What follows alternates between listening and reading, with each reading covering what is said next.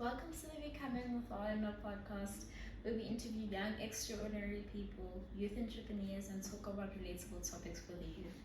I'm your host, Wawa. And I'm your host, Ona. And today we're joined by Lubabalo, the founder of Khoi. Welcome to the show. Thank you. Thank you so much for the opportunity. Thank you so much for the interview. Thank you for allowing us to interview you. So, can you please tell us a little bit about your business, Khoi? How did you get started with it, or what inspired you to start it? So basically, I just had a general love for fashion. And then I just started to have ideas on having my own clothing, something that would make me different, something that would save me out. And I printed my own T-shirts, made my own caps, and then my friends sort of like told me that or encouraged me to sell to make it a brand that I could sell to people. And from there on, I started selling to my immediate community, and people actually loved what I put out there. So that's basically how I started. Why the name Khoi? So with the name, it's actually a very funny story because when I was in high school, I really had a subject that I hated, which was history.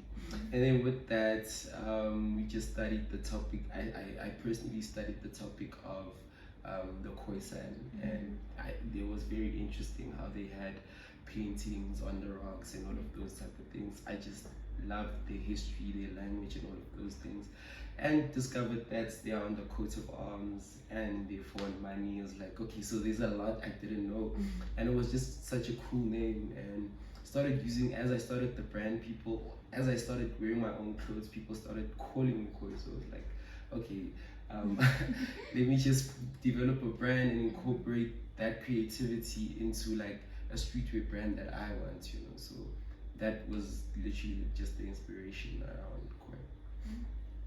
So, I'm like, what are some challenges you faced, like when in Khoi, when you're creating some designs or something you thought was going to be easy but actually was hard? Yeah, well, in terms of the designs, it's always just finding the perfect material. Sometimes the quality of the material, especially with working with suppliers, so it becomes difficult to actually find what you want, and therefore sometimes you have to look at international suppliers, and with them it's then delivery, and then just that gap between your customers and what you want to put out gets messed up. So that's a really big challenge, working with suppliers, finding the correct material, finding quality material as well. I won't lie, like your quality is like very good. Like this shirt, like I don't really wear crop tops much, but like this shirt is just so good. Like it's amazing. The quality is soft.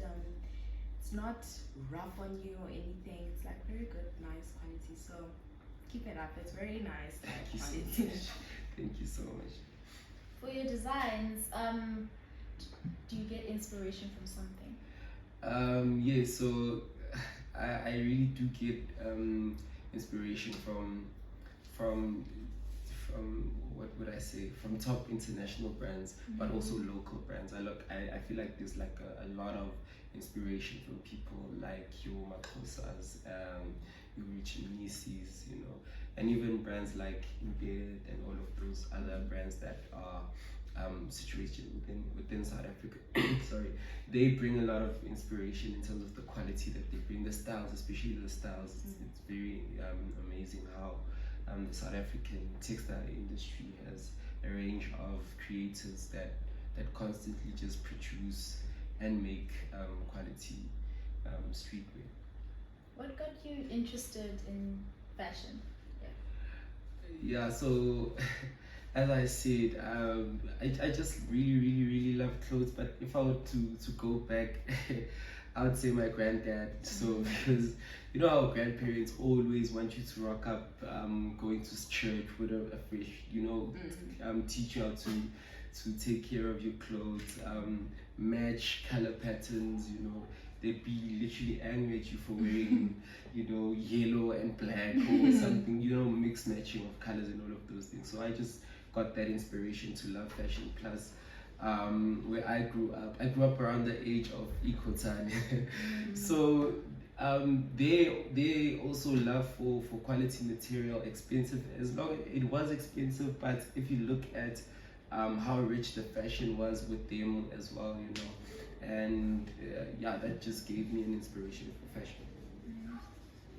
So like just some advice for people that want to like start their business, but like they're scared to start one because I don't know what reasons, but like they're like I'm scared I'll fail or something. What advice would you give to those people?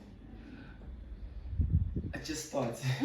I feel like it's very important to start off your brand. As I mentioned before, I started off my brand um, through the inspiration of friends, them telling me that you can actually do this. So when I started my business, I didn't have a business account. I didn't know where I was going to get the money. My first batch of merch was around $1,000, and that was like 10 t-shirts with the printing, and I didn't have that $1,000. A friend of mine actually lent it to me, like, you have to start this. So I just had to start, you know. And with that, the profit that I got, I misused. So because I didn't have a business account, you see. But then with that mistake, I then realized that I need to separate my personal with my business. So then I had a business account. With a business account, then I had to have a tax number, you see. All of those things then start building up. You start having a tax number, you start, you know, having a business plan. So very important to just start with your idea and don't let anything stop you. Just use also what is immediately available around you to start. That's very important. So like the type of designs you make, right? Like they're very, very unique. Like I've barely seen such designs, and like also like your logo, like it's also like a different type. Like it's unique too. So how did you come up with the type of logo? Because I see like sometimes it's just the name, and then sometimes it's like the lady, or yeah.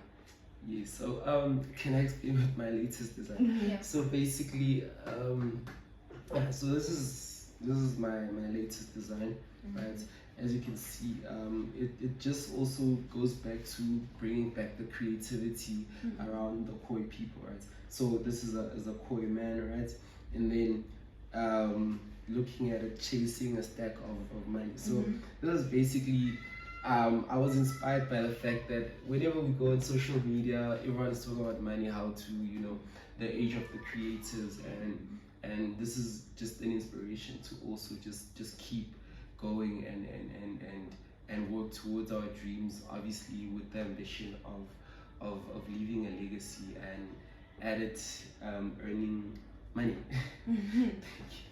So do you have an Instagram page or anywhere where the viewers can find you or send orders through? Yes, so I am currently working on having a website, and then as soon as that's out, the website, the domain will be posted. But currently we are on Instagram at Khoi_SA, and then on Twitter Khoi_ZA, and then on Facebook Khoi South Africa. Okay. I think it's interesting how, I don't know, just making your own clothes, was it like hard at first? Yeah, it was it was very difficult because I was just very tacky and very, you know, on the material that I'll use, you know, because I always wanted to have that quality out there that would last longer, whether it's with the material itself, whether it's the print, something that you can wear and it will last you. So yeah, it was very difficult to find that, and also because I've never like studied fashion and things like that. So knowing that this material goes with this print and all of those, a lot of learning had to go into that. And thank you to YouTubers that are out there that are showing people how to do that. Sorry, but because that's how I also came into learning how to print for yourself and what type of printing material to use and all of those type of things. So yeah. So are there any things like you want to add to Khoi, like more something or Expanding. something new? Yeah. Yeah, so yes, we would like to. Right now, we're currently just working on our clothing and things like caps and beanies and all of those type of things, because that's mainly our strength, how we started the business. And behind closed doors, as I said, we're also now developing a website. So it's more like getting the structure right, and then we would like to maybe sometimes partner with shoemaking brands and things like that, because that's also just another part or facet of fashion that's very important.